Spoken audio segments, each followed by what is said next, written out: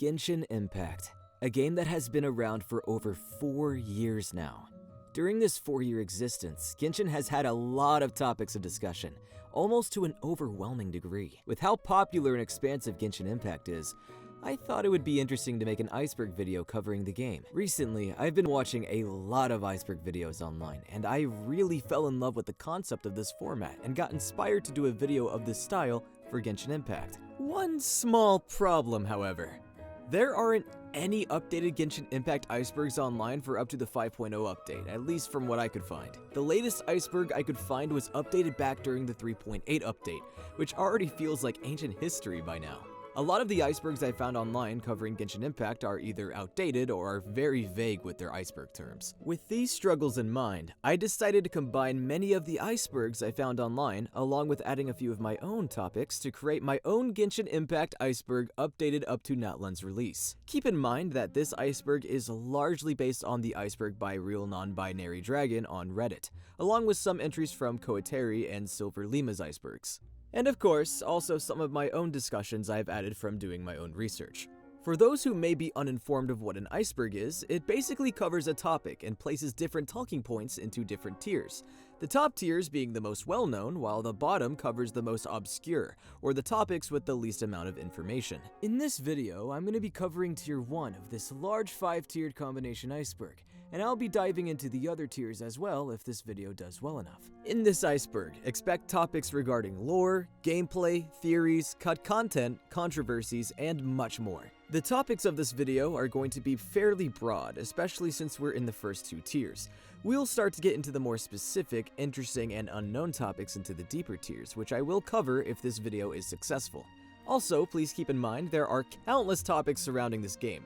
It'll be practically impossible for this iceberg to cover absolutely everything. So, I am mainly going to be focusing on the most important or most interesting topics. There's a good chance this iceberg will be missing a few, so if there's any interesting topics you'd like to see further into this iceberg, please let me know in the comments so I can add it into the deeper tiers or update tier 1 and tier 2 in the next video part. 2 more quick things before we get into the video. 1, just remember that I am one guy and it is practically impossible for me to cover this whole iceberg with perfect precision. I'm probably going to get things wrong and I might even forget to talk about things, so please have mercy with me in the comments. Secondly, please prepare for potential spoilers moving into this video. Anything that may contain spoilers, I will give a spoiler tag in its entry. However, don't completely rely on that because spoilers for one person may not be spoilers for another. If you're generally pretty caught up with the Genshin story, you don't need to worry too much. I'm not going to cover anything that isn't already kind of common knowledge within the Genshin plot.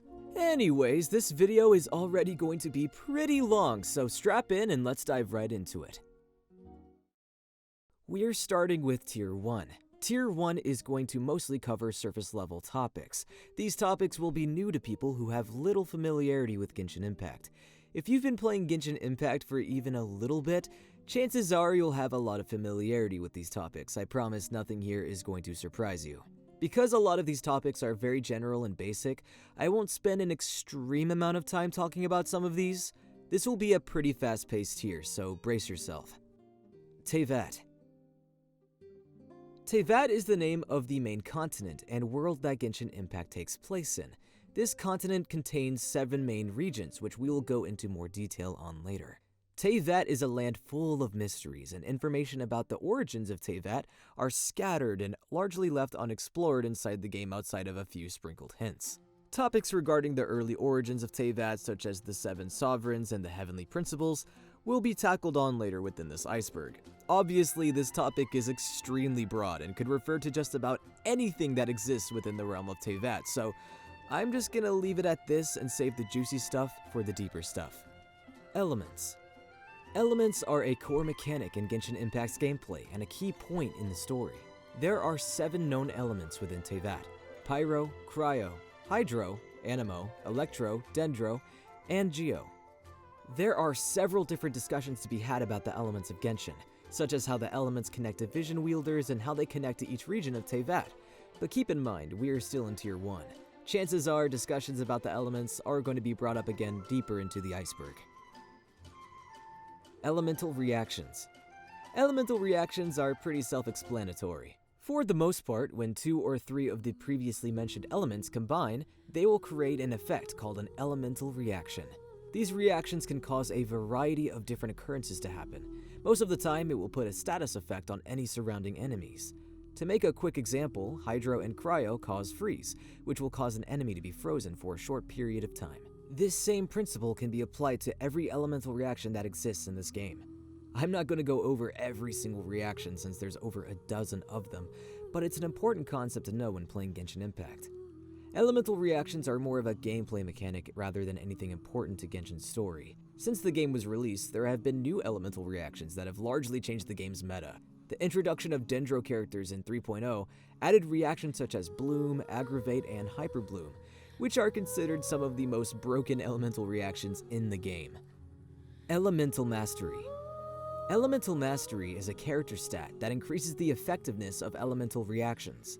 The higher a character's EM, the stronger the elemental reactions will be. That's pretty much all I have for this one. Visions. Visions are amulets that channel the power of one of the 7 elements and essentially give people elemental powers. These visions are provided from Celestia, a place which we'll talk about a little bit deeper into the Iceberg. And these visions are given to people with powerful convictions and desires. Contrary to popular belief, the Archons do not have any power over who gets a vision. It's actually the unknown forces of Celestia who choose their candidates. There's a lot of potential discussion to be had about visions, since many of them carry significance to individual characters' background stories. Some characters obtain their visions by undergoing an important or traumatic experience in their life, and some characters got their vision because Celestia was just feeling like it that day. It is also important to note that the main character of the game does not possess a vision, since they are an outsider to Tavat, yet they can still wield elemental power of each element. Artifacts. Artifacts are a gameplay item in Genshin Impact that increase a character's stats. Artifacts are one of the most important items you can equip on a character, as it can greatly increase a character's power. Artifacts can also change how a certain character is used based on which stat increases you put on that character via artifacts. Artifacts have 1 main stat and 4 substats. These 4 substats are completely random and are the cause of hours of grinding and headaches for many players, myself included. Archons. The 7 Archons are 7 gods that rule over the 7 nations of Tavat. These 7 Archons acquired their status via the Archon War that occurred around 2,000 years before the game takes place, although it is important to know that 5 of the 7 original Archons no longer fully exist and have passed on their title to someone else. At the time of making this video, we have met 6 of the 7 current Archons, the only one missing being the Cryo Archon, the Saritsa. The lore surrounding Archons and gods in Genshin is a pretty huge deal, so we will be revisiting this topic several times in this Iceberg. Nosis. A Nosis is an extremely powerful magic focus that allows an Archon to directly resonate with Celestia. A Nosis confirms the status of an Archon, and it takes the appearance of a chess piece. Each Archon acquired their Nosis after the Archon War. One of the main organizations of the game, the Fouille, have made it their mission to acquire all 7 Nosis and deliver them to the Saritsa, the Cryo Archon. The Saritsa's reasons for acquiring these Nosis is currently unknown. 7 Nations. The 7 main regions of Tavat are Mondstadt, Liyue, Inazuma, Sumeru, Fontaine, Natlan, and Snezhnaya. Each of these nations are represented by one of these 7 elements and have their own Archon, a unique landscape, and contain very interesting secrets and histories. At the time of making this Iceberg video, we have visited every region except for Snezhnaya. Just like the Tavat entry, this entry is pretty broad and could open discussion for a myriad of different topics, so we'll move on from here. Weapons. There is a large amount of weapons in Genshin Impact, but for this entry, let's just talk about the basics. There are 5 weapon types in Genshin Impact: bows, catalysts, claymores, polearms, and swords. Weapons in Genshin Impact come with a substat that increases each time the weapon is leveled, and weapons are maxed out at level 90.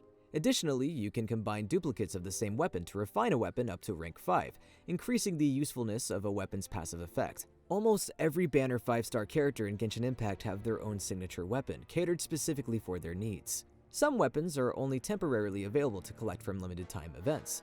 For example, one of the most desired event weapons that are no longer available is the Festering Desire, which was only available in a 1.2 event. Energy.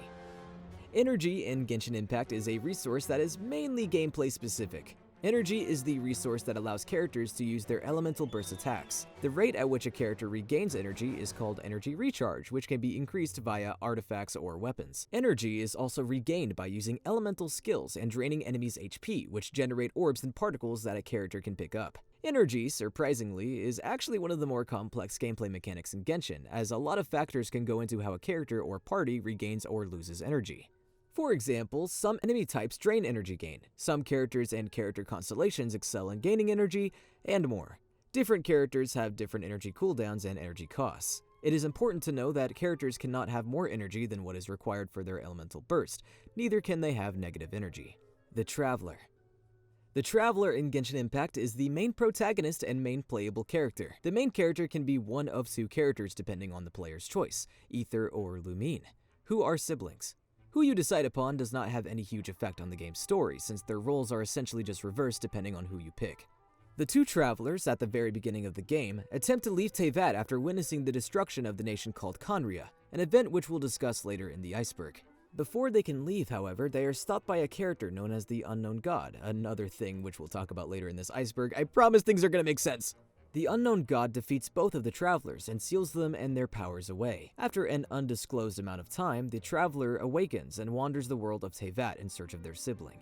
Early in their journey, they find a traveling companion named Paimon, who essentially serves as a travel guide. The traveler's journey begins in Mondstadt, and throughout the game travels the different nations of Tavat to find their sibling in hopes of reuniting. The true origins of the traveler and the traveler's sibling is not fully known as of yet, but what we do know is that they have been largely hinted to be travelers who have visited many universes and worlds. The Sibling. The Sibling is the character that you do not pick at the beginning of the game. This is who the traveler is looking for throughout their journey in Tavat, and spoiler alert, the traveler does encounter their sibling on their journey. However, once the traveler finds their sibling, they quickly find out that the sibling is now working with the Abyss Order as their leader, whom the traveler had been fighting in their journey for basically the entire game up to this point. The traveler begs the sibling to leave the Abyss behind so they can travel together again, but the sibling refuses as their priority is completing their mission on Tavat. We'll dig deeper into the siblings' goals and journey when we get to the topics such as Conria, the Cataclysm, and the Abyss Order, but for now, the traveler is still traveling through Tavat to find their sibling and hopefully have a more successful second reunion. Laylines. Laylines are both an important story and gameplay feature in Genshin Impact. Laylines are a network of elemental energy and memories of everything that has lived within Tavat, both on the surface and down in the abyss. Every leyline is connected to a large tree called the Irminsul. Within the game, you will encounter leyline outcrops, where you will fight a wave of enemies. After defeating these enemies, leyline blossoms will spawn, which will reward you EXP and other materials. There are two main types of leyline challenges, one which will reward you Mora, while the other will reward you XP books to level up your characters. Leylines feed on elemental energy and are revitalized with Resin, which is how you collect treasures. Disturbances of leylines can allow others to experience the memories inside them, which is how the traveler witnesses some of their siblings' memories during one of the Archon Quests in Sumeru. The Fouille. The Fouille is an antagonistic organization in Genshin Impact from the nation of Snezhnaya. The Fouille is an organization of diplomats that serve under the Tsaritsa's rule. The Fouille also has a military detachment that is led by the 11 Fouille Harbingers. Fouille agents and soldiers are one of the many enemy types in Genshin Impact. The Fouille Harbingers are also adversaries that the traveler will encounter in their journey multiple times. Like many of the topics in the first tier, there is a lot of information and lore surrounding the Fouille organization. For the sake of keeping things concise, I'm gonna leave it at this, and we'll touch on more details about the Fouille as we discuss other topics and get deeper into the Iceberg. Abyss Order. The Abyss Order is another antagonistic organization in Genshin Impact. We mentioned the Abyss Order briefly when discussing the Sibling, who is the current leader of the Abyss Order. The Abyss Order is a powerful legion of monsters from the Abyss who are enemies of humanity and civilization on the surface. All you need to know about the Abyss Order is that their goal is ultimately to overthrow the surface world and destroy the gods of Celestia. Both the Abyss Order and the Fouille are the main threats the traveler will face during their journey. Wishing/pity. Surprise, surprise, Genshin Impact is a gacha game, so wishing is a huge mechanic for collecting characters and weapons. There are two main types of wishes in Genshin, standard wishes and limited time wishes. Standard wishes are used on the standard banner, which is a banner that is constantly available and has a select pool of weapons and characters you can collect. Limited time wishes you can use on the limited banners, which contain limited time characters and weapons. You can collect wishes in a variety of different ways. You can complete objectives, rank up your characters and adventure level, or buy wishes by using Primogems, the game's main currency for the gacha. Each wish costs 160 Primogems. The wishing system in Genshin has a pity and guarantee system, largely so the player won't absolutely lose their mind, and also as an incentive for players to spend money. Prepare yourself, because this is probably going to get confusing if you're not familiar with Genshin's gacha system. The limited character banner, limited weapon banner, and standard banner have different pity systems. The pity system is much more complex than how I'm about to describe it, but I'll explain the basics. Every 10 pulls, you are guaranteed to obtain at least one 4-star or greater item. Every 90 pulls, you are guaranteed to obtain a 5-star item. This counter resets whenever you acquire the item of select rarity. For obtaining a 5-star, there is a soft pity and a hard pity system. The 90th pull is hard pity, yet pulls 70 to 89 are within soft pity, as your chances for obtaining a 5-star get higher and higher as you go. When you obtain a 5-star on the limited character banner, you have a 50-50 chance of getting the featured 5-star character. If you lose this 50-50, your next 5-star on the banner is guaranteed to be the featured character. The limited weapon banner has a similar system, although the chances of getting a weapon of player selection is a bit lessened. The limited weapon banners typically have 2 5-star promotional weapons, which you can choose using a system called Epitomized Path. What makes getting the weapon of your choice harder, however, is that upon your first weapon 5-star, it is a 75% chance to get a promoted 5-star weapon, but it's not guaranteed to be the promoted weapon that you chose. If you get the wrong weapon, you will accumulate a fate point for your Epitomized Path, which then guarantees you the weapon of your choice for the next 5-star. It's also important to know that your pity carries over between limited banner events, so it won't reset each time a banner ends. Got all that? Yeah, me neither. Genesis Crystals. Genesis Crystals are the premium currency in Genshin Impact. Lost your 50-50 and don't have enough Primogems to get the character you want? Well, it's time to get out that wallet and buy some Genesis Crystals. Genesis Crystals can also purchase character outfits in small supply bundles. Constellations. So what happens when you get a duplicate of a character? Easy. You unlock Constellation abilities. Each character has 6 Constellation abilities that enhance a character in a variety of different ways. Some Constellations will add extra abilities, level up a character's talent levels, and more. Once you reach a max of 6 Constellations, your duplicated characters are exchanged for a currency called Star Glitter, which can be used in Genshin's in-game shop. Breath of the Wild Ripoff. We're gonna deviate from gameplay and lore-related topics and talk about some controversies for a bit. One popular criticism that has haunted Genshin Impact since release is that it's a ripoff of the popular Nintendo video game The Legend of Zelda Breath of the Wild, which was released 3 years before Genshin came out. A large reason this criticism is so common is because Genshin has a lot of similar mechanics to Breath of the Wild. The climbing, the cooking, the gliding are all mechanics present in Breath of the Wild. Not to mention, even the enemy types are reminiscent of Breath of the Wild. Hilly Churls are very similar to Bokoblins, Abyss Mages are very similar to Wizrobes, and the list goes on. Some have even compared Genshin's domains to Breath of the Wild's shrines. This criticism has caused many to avoid the game or even devalue and hate on it over the years. Genshin is a spyware. Many users have made concerns over the years that Genshin Impact serves as a spyware. A big reason of this is because Genshin's anti-cheat software has kernel-level access to a player's PC, which for non-tech viewers basically is the highest level of access to a computer's resources. There has been 2 recorded incidents related to this topic. Back when Genshin Impact first released in 2020, the issue of the game's anti-cheat running while the game was closed and even uninstalled was addressed and fixed by Hoyoverse as soon as it was a known issue about a week into release. However, issues relating to security concerns arose again when a ransomware attack occurred in 2022 that took advantage of vulnerabilities relating to Genshin's anti-cheat software. However, as far as I can tell, concerns about Genshin's security vulnerabilities have not really come up since this incident. And also, these incidents don't really prove that Genshin is a spyware. These type of security concerns are pretty common in MMO games and multiplayer games in general.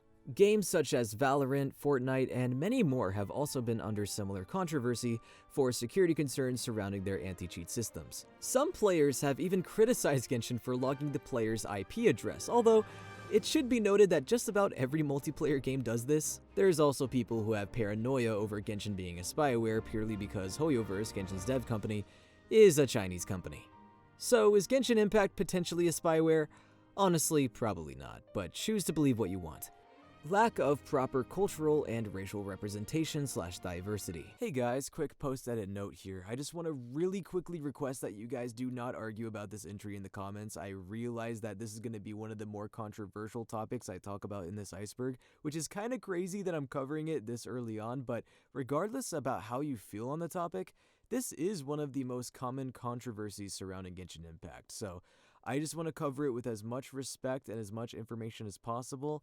So yeah, please don't argue about it in the comments. If I see any bigotry in the comments, you're gonna get deleted. Alright, thanks. Before I get an onslaught of commenters telling me that I'm woke for including this entry into Tier 1, this is a topic that can't be ignored. It's one of the most common criticisms and controversies surrounding Hoyoverse and Genshin Impact, especially in recent years. Plus, this was in the original iceberg that inspired this video, but the title of this entry was quote-unquote lack of black people, but I decided to change the wording of that to encompass the larger criticism of cultural misrepresentation and lack of diversity, as I feel like the title lack of black people really undermines and simplifies the topic. One of the biggest criticisms that has been thrown at Genshin Impact is the lack of proper representation. This issue especially has come up with the release of nations Sumeru and Natlan, which are regions heavily inspired by underrepresented cultures and media. There are many different examples and instances of this topic being brought up. I'm not going to bring up every single one because, as terrible as it sounds, there are many, but I will talk about the most popular ones. One of the earliest instances of this criticism was pretty early in the game's lifecycle. A video surfaced in 2021 of a Genshin developer using footage of Native American dances as inspiration for hilly churls, one of the common enemy types of the game. This angered a lot of players, largely because portraying one of the main enemies in the game as primitive and uneducated while being inspired by Native American tribes left a bad taste in people's mouths. The next large incident was with the release of Sumeru, which carries heavy inspiration from Southwest Asian and North African cultures. The biggest criticism from the community was the lack of dark skin tones for the Sumeru characters, a common trait for the people from the geological regions in which this game is taking inspiration from.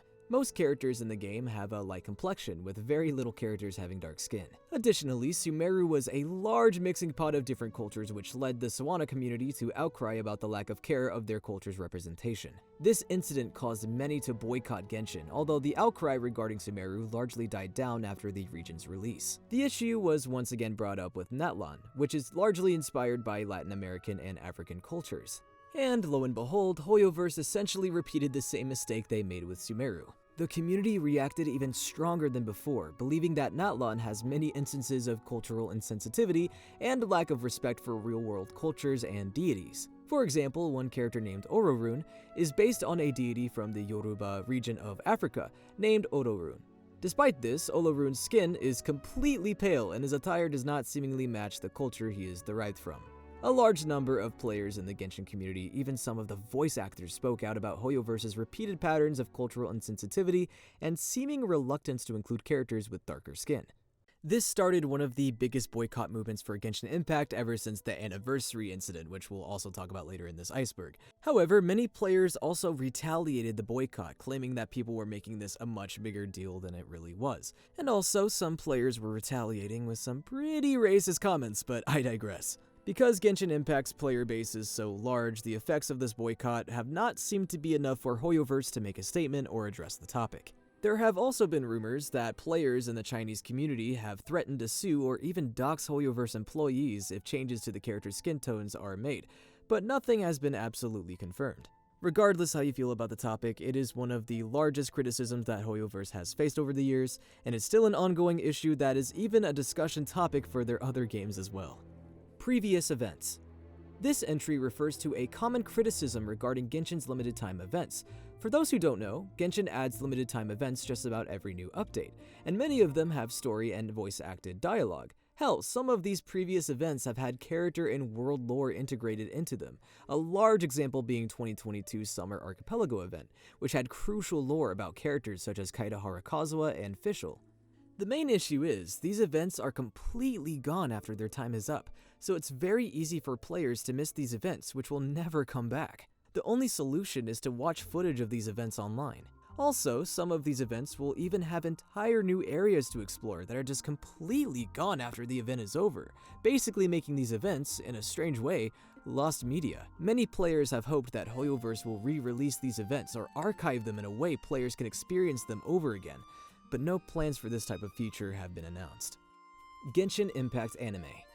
Back in September 16, 2022, Hoyoverse announced that they are collaborating with Ufotable to make a Genshin Impact anime series. Ufotable is the animation studio behind popular animes such as Demon Slayer and several Fate anime adaptations. They paired this announcement with a short teaser to showcase what the anime may look like, showing footage of Tavat's landscape and the two travelers.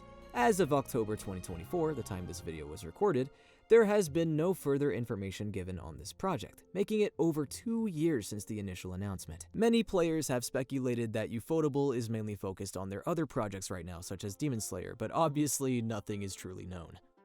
Genshin Impact on Switch. On January 14, 2020, several months before the game even released, Hoyoverse confirmed that Genshin Impact would be released on Nintendo Switch. It is now October 2024, and there has been absolutely no word of this port's existence from Nintendo or Hoyoverse. It's very likely that a Genshin port to the Switch is simply not happening at this point. It's speculated that this port never happened because of hardware issues, but nothing has been confirmed. If we do see Genshin Impact on the Switch, it's more likely it's going to be released on the next Nintendo Switch console. Commissions. Going back to lore and gameplay related topics, let's talk about commissions. Commissions are Genshin's daily quests, which are 4 in total each day. Doing these commissions every day will give you 60 Primo Gems in total, meaning it'll take you exactly 3 days of doing commissions back to back to get a single wish. Nice. There are daily commissions in every region of Tavat, and you can choose in the Handbook menu which region you'll get your dailies in.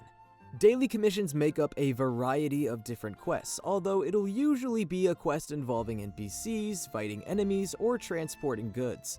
It's important to note that a few dailies in Genshin unlock achievements and even unlock additional side quests if completed in a certain manner. Battle Pass.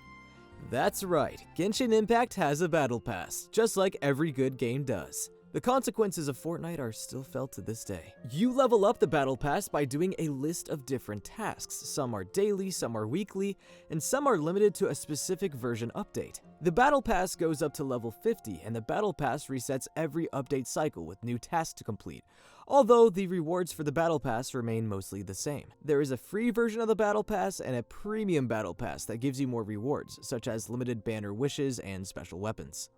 The Abyss. Not to be confused with the Abyss Order, the Abyss, also known as the Void Realm, is a mysterious region of quote-unquote endless darkness. The Abyss's power is largely unknown and feared by many in Tavat. The Abyss is home to the previously mentioned Abyss Order. Abyssal creatures travel to Tavat to carry out destruction and devious plans. Some abyssal creatures include Abyss Mages, Abyss Heralds, and Rift Hounds. While very little is truly known about the Abyss, it's heavily rumored that the Traveler is going to be going to the Abyss at some point in the game. Some in-game characters have also spent time in the Void Realm, such as Tartaglia and his master Skirk, who we'll talk about later in this Iceberg. The Abyss's darkness has the potential to corrupt entities from the human realm, including humans. Prolonged exposure to the Abyss is capable of drastically changing a person and corrupting them. Serenity Pot. The Serenity Pot is a subsystem in Genshin Impact that allows the player to enter a small realm that they can customize. You can add buildings, furniture, and even your party members. You can collect wood in Tavat to create furnishings that you can place within this customizable realm. The teapot has its own leveling, currency, and point system that gives you Primo Gems and other rewards. This subsystem of Genshin Impact is completely optional, but it definitely has its uses. It's a great way of increasing your friendship level with your characters, acquiring some extra Primo Gems and materials, and many players have found entertainment in having a small space to customize, something close to a home. Genius Invocation TCG. Invocation TCG is another subsystem in Genshin Impact that serves as a tabletop game mode. Invocation TCG was introduced in Genshin's 3.3 update. If you're familiar with tabletop games, Genshin works very similarly to popular tabletop games. You can participate in both PvE and PvP matches. Just like the Serenity Pot, TCG has its own currency and leveling system that provides you rewards. Genius Invocation TCG is almost like its own game within Genshin Impact, as it constantly gets updated with new cards and game modes for players to mess around with. Genius Invocation TCG could almost have its own video explaining about it because it's very intuitive and has a lot of depth.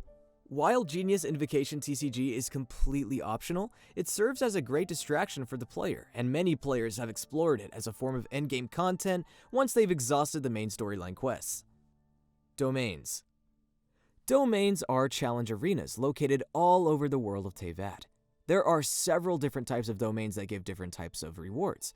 The most common type of domain players will likely visit are challenge domains that drop rewards such as weapon ascension materials, talent books, and artifacts. Each challenge domain has a different enemy wave to fight to give players a different challenge.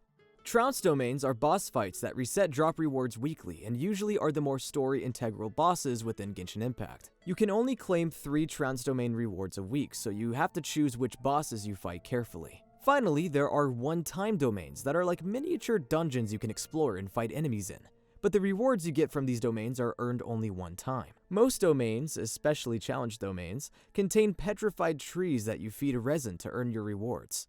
Very similarly to Laylines, these petrified trees are directly connected to the Irminsul, which again is a topic for later. Domains can be done in single player, but they can also be completed in cooperative mode.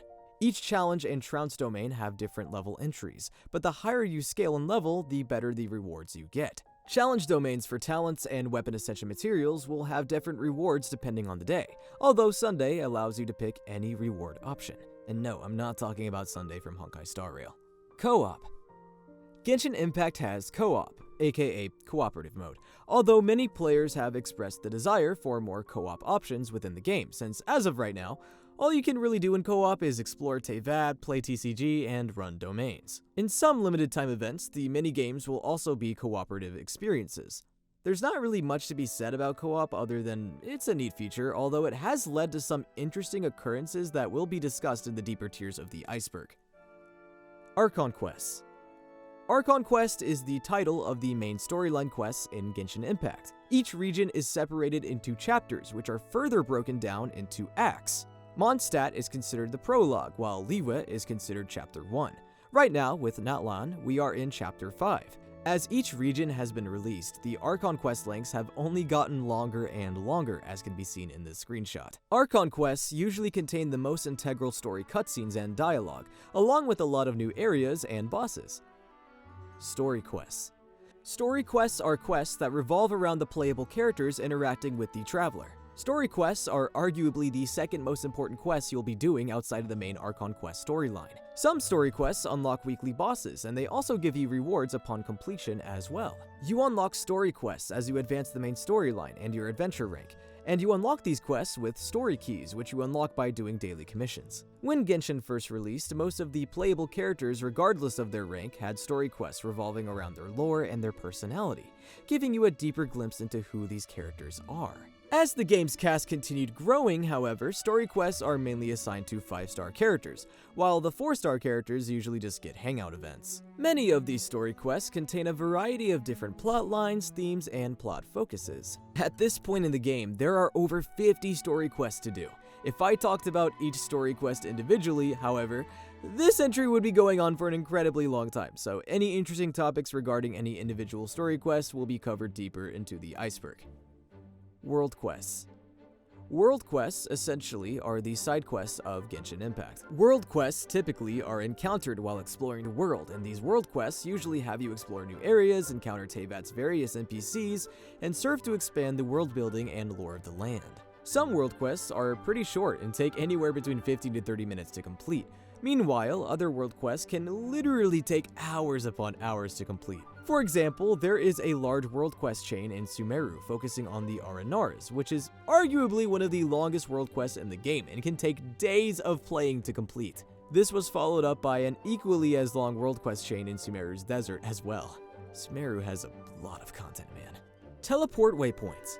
Teleport waypoints are exactly what they sound like. They are landmarks you can find while exploring, which allow for fast travel. For every waypoint you find in Tavat, you are rewarded a small amount of XP and Primogems. You can find a majority of teleport waypoints just by exploring, however, some teleport waypoints are hidden behind quests. Statues of the Seven and domains can also serve as teleport points as well. You can also craft a portable waypoint, which you can place anywhere on the map you want for 7 days. Statue of the Seven. Every region of Tavat contains statues which represent the Archon that rules that land. When the traveler touches the statue, they can resonate with the element of that land, absorbing its power and being able to use that element as a part of their fighting style. The player can only use one element at a time, however. You can swap which element the traveler uses by visiting a statue of any region. For example, if you want hydro powers, you have to go to Fontaine and interact with one of the statues. These statues of the 7 also unlock the map, allowing the player to see where locked teleport waypoints are located. Statues of the 7 also heal downed and injured characters, although the statue can run out of healing power if used too often, which replenishes over time. Finally, you can also collect these things called oculi in the open world, which you turn into the statues of the 7 to upgrade them. Upgrading statues of the 7 will give you various amounts of rewards, such as stamina increase, XP, primo gems, and more. I was gonna give oculi its own entry in this iceberg, but I'm just gonna lob it in with this entry. Shrine of Depths. Shrine of Depths are structures found all around Tavat, which contain a luxurious chest full of rewards. There are 10 Shrine of Depths in each region, which require a key to unlock. You can acquire these keys from a variety of different ways depending on the region, but usually it's through upgrading the statues of the 7. As for the reason why these shrines exist in the first place, it's likely that they're here from the early days of Tavat, and some people even think that they are connected to the Celes. Cooking and food. Genshin Impact has a cooking mechanic which allows you to create dishes which buff or heal your characters when eaten. The cooking minigame is a very simple timing minigame which just requires you to click a button at the right time. There are 2 types of cooking, automatic and manual cooking. Manual cooking is the default, but once you cook a dish manually enough times, you unlock proficiency with that dish and can automatically cook it up to 99 times at once, without having to do a minigame, as long as you have the ingredients. You can also process ingredients in the cooking menu, which requires some materials and will take real time to process. You can also learn dishes by collecting recipes on your journey, which are usually bought or found as rewards. Each playable character also has their own signature dish. Oh, also, the Electro Archon, Raiden Shogun, can't cook at all, which is kind of hilarious. Chests. Chests are pretty straightforward. As you explore Tavat, you'll find chests scattered around a large amount of different places. These chests give you rewards such as artifacts, weapons, and most importantly, primo gems. The main chest types are common, exquisite, remarkable, precious, and luxurious. Remarkable chests are unique since they only give you furnishing blueprints and sometimes 5 primo gems as a reward. Some chests are out in the open, some are hidden behind challenges, and some are just under the ground begging to be dug up. Celes. Celes are tiny creatures you find floating around the majority of Tavat. On the gameplay side of things, you'll usually follow these Celes to tiny statues where they will rest. Once you take them there, a chest will typically appear. Sometimes you will be required to find multiple Celes to unlock chests or even to unlock new pathways. Celes will usually look different depending on which region or part of Tavat you're in. On the lore side of things, Celes are the remnants of a bygone race that used to hold large amounts of wisdom and take forms described to be gorgeous. There are many tales and legends about Celes, and they are creatures that seem to have existed long before the existence of the 7. I've got a good feeling we're going to revisit Celes a bit deeper into this iceberg. Time Trial Challenges. Time trials are challenges you can find all throughout Tavat. Sometimes these challenges will require you to fight enemies under a time limit, collect orbs under a time limit, collect a chest under a time limit, and more. These challenges give you XP and primo gems as rewards, and can also be done in solo or in co-op. Genshin Ads. I'm not 100% sure what this entry is referring to. I'm thinking it refers to Genshin's version trailers and character demos, but it could also be referring to Genshin Ads made in collaboration with content creators. Just in case, I'll talk about both. Every time a new update is around the corner, Genshin Impact releases version trailers to showcase new characters and features along with hints of what the story is going to be about. Additionally, Genshin releases character teasers and demos shortly before a character is released to generate intrigue and hype for the character. However, Genshin Impact also makes more traditional advertisements for Genshin Impact as well. Sometimes they'll collaborate with popular content creators to help promote the game, and fun fact, I've actually created a few ads in collaboration with them before. Although, since Genshin is already immensely popular, the advertising done for Genshin is largely relegated to the version trailers and character trailers. Hangout Events. Introduced in version 1.4, Hangout Events are special story quests that have multiple endings and are largely character-focused. During these Hangout Events, you can choose the dialogue and interact with different characters in a more one-on-one interaction setting. Some Hangout Events also have a heartbeat value feature, which can increase or decrease depending on if the character likes your dialogue choices or not. If this value falls to 0, you will fail the Hangout event and have to try again. Hangout events are mostly relegated to 4-star characters, since just about every 4-star character doesn't really have their own story quest. Most 5-star characters get their own story quests, so the 4 stars are usually given Hangout events to compensate for this. Although the frequency we've been getting Hangout events in Genshin has decreased significantly since the first couple years of the game. Outfits. Sometimes Genshin Impact will release special outfits for characters, usually in theme of the concurrently running limited time event. Usually, the 4-star characters' costumes will be free for a limited time as a reward during an event, while the 5-star costumes will cost Genesis crystals. Outfits are not super common in Genshin, which honestly kinda surprises me. Adventurer's Handbook.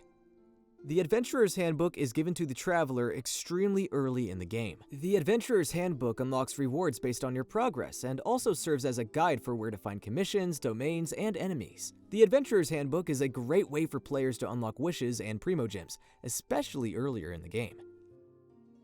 Achievements. This one is super simple. Achievements are goals that unlock primogems once completed. There are over 1,000 achievements in the game right now, and completing a category of achievement will unlock cosmetic banners for your main menu. It's interesting to note that some achievement names are references to different things in pop culture, including other video games, movies, and etc. Adventure rank and world level. As you earn XP, your adventure rank will increase. With each adventure level increase, you can claim rewards such as primogems, wishes, and much more. Right now, the maximum adventure rank is 60. As your adventure rank goes up, you'll have to ascend your world level to continue progressing your adventure rank. For example, once you reach AR level 30, you will keep gaining XP, but it won't be applied to your rank until you ascend your world level. All you have to do to ascend your world level is complete a domain challenge, and once you increase your world level, enemies and bosses also increase in level, but the rewards you get are much greater. Resin.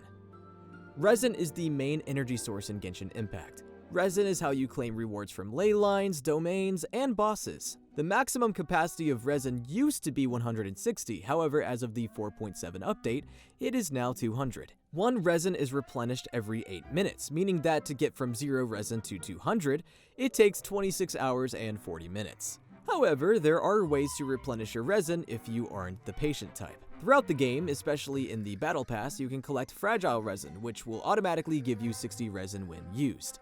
You can also purchase transient resin from the Serenity Pot that serves the same purpose, but you can only buy 1 a week. Also, you can condense your resin up to a maximum of 5 condensed resin at a time. Using condensed resin at a challenge domain will give you 2 sets of rewards instead of 1, making it the preferred way to spend resin in Genshin Impact by a majority of the players. In order to make a condensed resin, you just need 40 resin and 1 crystal core, which can be collected from crystal flies all around the map. You can also use primogems to restore resin, but honestly, I don't know any sane person that does that. Crafting. When visiting an alchemy table in Genshin, you can perform crafting to create higher quality materials. When crafting, you use 3 types of the same material to create one material of higher quality, all the way up until the material is at its highest possible quality, which is usually color-coded as purple or yellow. You can craft character and weapon essential materials, talent books, enemy drops, and more. Crafting, arguably, is one of the most important features in Genshin Impact, since it can really save a lot of farming time. Mora. Mora is the main currency in Tavat. It is used for all types of upgrading, purchases, and leveling. Mora is not to be confused with primogems, as that currency is mainly relegated to wishing. Mora was created by the Geo Archon, Morax aka Rex Lapis, who, ironically in the game, is notoriously broke. You can collect Mora in the game by claiming rewards or collecting chests and much more. It's a very common drop in the game, but it's also very easy to run out of it as well. Reputation. In each region of Tavat, you will have a reputation level. Your reputation level is increased by exploring the world, doing side quests, and completing bounties plus requests that reset every week. The max level in most regions is level 10, and each level provides you a different reward. One of the most desired rewards from reputation level is a treasure compass, which shows you where the treasures are in that respective region. Reputation level is slightly different in Natlan, as your reputation level is split by the different tribes within the region. Spiral Abyss. The bane of my existence. Spiral Abyss is an enemy gauntlet arena. Spiral Abyss contains 12 floors, with each floor getting progressively more difficult. Spiral Abyss is split into 2 parts. The first 8 floors are the Abyss Corridor, which you can only claim the rewards of once. The second part is the Abyssal Moon Spire, which rewards used to reset twice a month, but now reset once a month instead on the 16th. In the beginning, you're only required to use one team. However, you are eventually expected to bring 2 different teams. You have to be careful crafting these 2 teams, as some spiral floors, especially the later ones, are catered for very specific parties. Each chamber of a floor has a timer, and if the timer runs out, you fail that chamber and can't progress. You also get rewards from Spiral Abyss by completing chambers within certain time limits, which grants you stars. These stars can be exchanged for Primogem rewards. Spiral Abyss is one of the most popular endgame game modes in Genshin Impact and is a big way avid players showcase characters and explore the game's meta. It's also a big point of suffering for many players, and many players outright refuse to play it. Imaginarium Theater. Imaginarium Theater is a relatively new endgame mode, which is hosted by this cute little guy. If you're familiar with Simulated Universe from Honkai Star Rail, it's somewhat similar to that. Imaginarium Theater can get really confusing if overexplained, so I'm going to try to keep it as basic as I can. Imaginarium Theater has you go through a linear gauntlet of up to 10 acts. Imaginarium Theater has several difficulty levels, which determine how many acts you progress through and the amount of characters you can bring. Imaginarium Theater resets on the first of every month with a new season, which changes the opening characters you can bring and the 3 main allowed elements. Once starting a new run, you can choose an initial lineup of 6 characters, and you can either bring a trial version of that character or your own version if you own the character and the character is leveled high enough. After this, you can choose an alternate cast, which can be any character you own as long as they follow one of the 3 required elements of that season, and of course are leveled high enough for the difficulty you picked. There are also 4 special guest characters that are not bound by the elemental requirement. Lastly, there's a supporting cast, which are characters provided from people in your friends list. Once you choose your cast, you progress through each act by challenging battle stages. These stages are random and can bring a variety of different challenges. As you progress, you collect a currency called Fantasia Flowers that you can use to buy buffs and new characters for your lineup. Each battle stage, you have to bring a party of 4 characters, and each character can only be used twice in total. You can also complete extra challenges in these battle stages to get extra Fantasia Flowers and stars that, to my knowledge, do absolutely nothing other than being proof for flexing your skills. You can also get a lot of rewards from Imaginarium Theater, including Primogems, talent books, and much more. You can also collect coins that you can exchange for special character poses. You get rewards for your first clear of Imaginarium Theater. However, after you claim this, you can only claim rewards once per season. There is definitely more to Imaginarium Theater than what I've described, but that's the main gist of it. Special version programs. Special version programs refer to the Genshin Impact livestreams on YouTube that cover what the next Genshin Impact version is going to contain. This usually includes a trailer, character kit demonstrations, and explanations of new events. These special programs typically include the voice actors of the characters, where they interact with each other and describe the new features that will be included in the upcoming update. However, in the latest version update livestream for 5.1, the voice actors for the playable characters were noticeably absent, most likely due to the ongoing SAG-AFTRA video game strike. Emergency food. This refers to a very popular meme within the Genshin Impact fandom ever since the game has released. In one of the first quests of Genshin Impact, the traveler refers to their traveling companion Paimon as emergency food. This nickname quickly caught on with the fandom, and many people made memes about Paimon being edible. It's now become a pretty big joke within the game, and the nickname has made several appearances since, and is now one of the most popular nicknames for Paimon, and also one of the most popular Genshin Impact memes ever. And that's Tier 1. I know, many of you probably found this tier extremely boring. This was a long trek through a lot of subjects that most of you guys probably already know about. But that's typically how the top tiers of icebergs go anyway. Also, before you guys come storming the comments saying, oh, you actually forgot to talk about this, and that, remember that this is an iceberg, not a Genshin encyclopedia. I mainly was focused on talking about the most important topics surrounding Genshin Impact. So yes, there are things that are going to be missing, and if there is anything missing that you think is of such great importance that it needs to be in this iceberg, feel free to leave it down in the comments, and I might in the next video add it into the iceberg as an update. Also, remember, this is only Tier 1. We're going to start to get into the more obscure topics once we get into Tier 2 and Tier 3. Plus, if I talked about every single mechanic in Genshin Impact, this iceberg would be the size of Antarctica. Originally, I was going to cover Tier 1 and Tier 2 of this iceberg in one video. However, we're almost an hour into this video and we've only covered Tier 1, so I think I'm gonna leave Tier 2 for the next part. Also, I think this video will be a good experiment to see if people are interested in this type of topic, because if not, I don't know if I want to spend weeks and weeks on another part of this video if people are not interested. If you guys are interested in seeing a part 2 to this video, please support this video in any way you can. Give it a like, subscribe to the channel, and leave a comment down below. Also, if you guys want to see more content from me more often, please consider taking your support a step further. Follow me on my other social medias. I make a large variety of different content. This goes from VTubing, live streams, and also voice acting content, and much more. I also have a Patreon page that has a variety of different benefits, such as seeing my content and stream schedules early, voting in polls to determine my future videos and future streams, and also you get a shout out at the end of my future videos. Finally, I'm a voice actor and a relatively well-known voice impressionist, especially for Genshin Impact characters, so if you need a voice for your project, consider giving my Ko-fi a visit.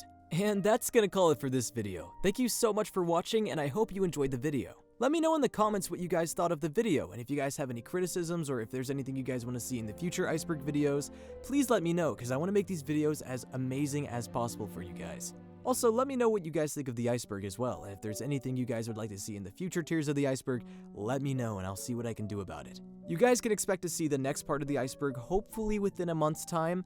I want to make these iceberg videos as good as possible, so I'm not going to be rushing them. However, I'm also going to give this video a little bit of time just to see how it performs, because again, I want to see if you guys are interested in seeing more of this, and if you are, I definitely will be getting to work on this ASAP. Otherwise, I might move on to other projects, we'll see. But anyways, enough yapping. I've done plenty of that within the past 55 minutes, so I hope you guys have a great day, and remember to stay awesome and to stay cool.